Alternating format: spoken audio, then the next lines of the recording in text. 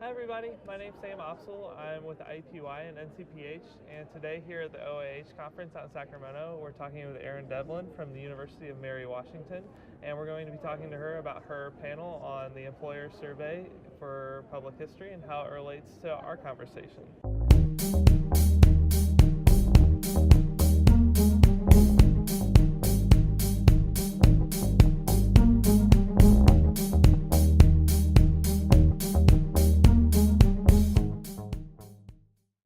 So our first question is, what are the three main takeaways from your talk that you want the audience to walk away thinking about?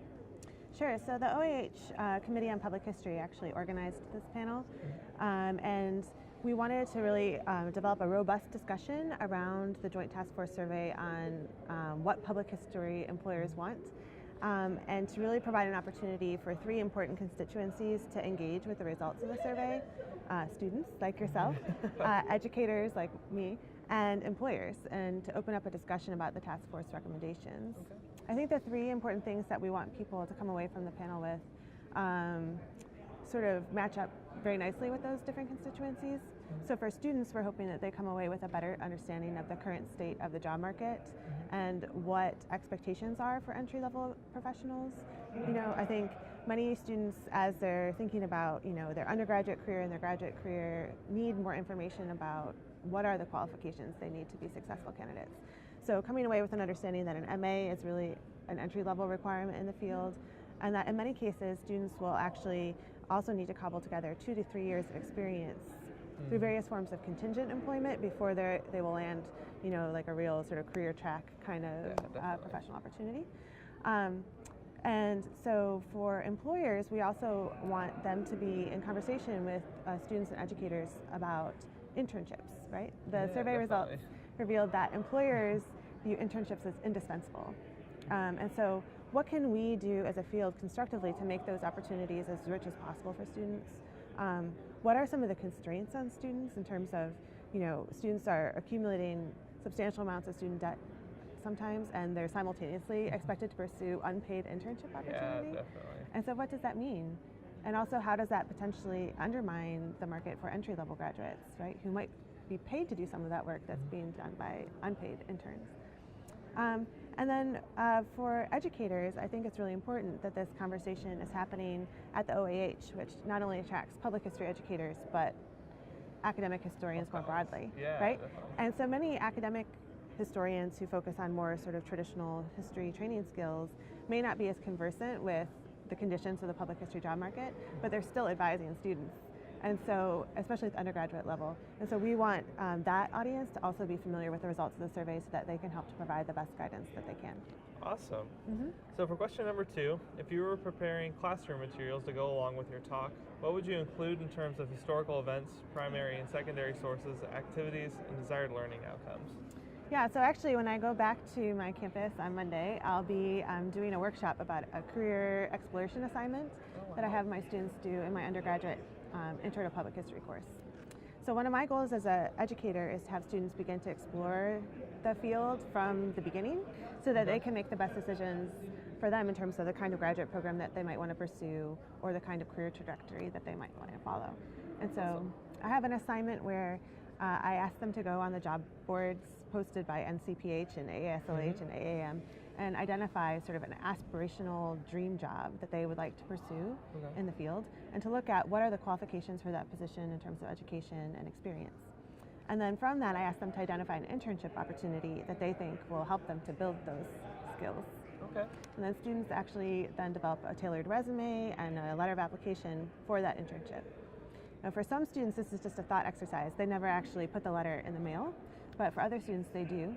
And so then I also direct them to resources to help them understand how they could get academic credit for that opportunity, or how they might apply for grants that we have available for students who are doing unpaid internships to give them a little stipend to help them make it through. Definitely.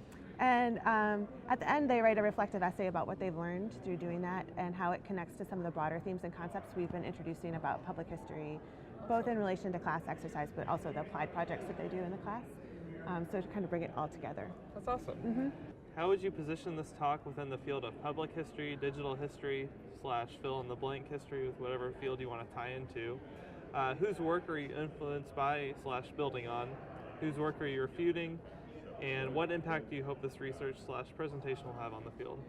Yeah, as I said earlier, I think our goal is really to open up a robust conversation within the field across different constituencies, educators, students, and employers. I think that many of us talk about the job market within those silos, right? Students talk to other students about what they're experiencing. Educators talk about, the difficulty that they might have been having placing students or the opportunities that are available, and employers are talking about the kinds of candidates that they're seeing sort of come into their interviews for jobs and things.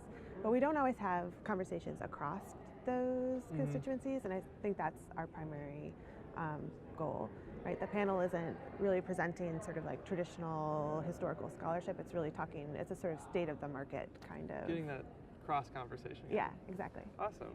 All right, 2 questions left. Number 4, how would you frame this presentation and the work behind it, or how will you frame this presentation and the work behind it for a public audience? What public audience would you present this work to if you could choose? I know it's a very narrowed conversation, but... Well, I actually think it's a conversation that we need to have more broadly with the public. Yeah. So the task force really honed in on the fact that a lot of the conditions in the public history job market today are connected to declining public support for historical organizations in relation to NIH grant funding, IMLS funding, and the like, as well as declining state support from legislators and things like that. And so we do need to open up a conversation with those broader publics about the effect that our current political and cultural climate has on their favorite museum down the street or their local historical organization.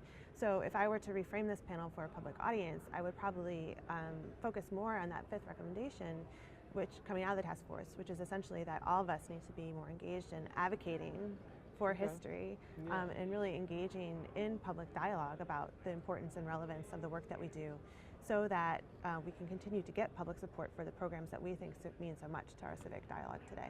Okay. Final question.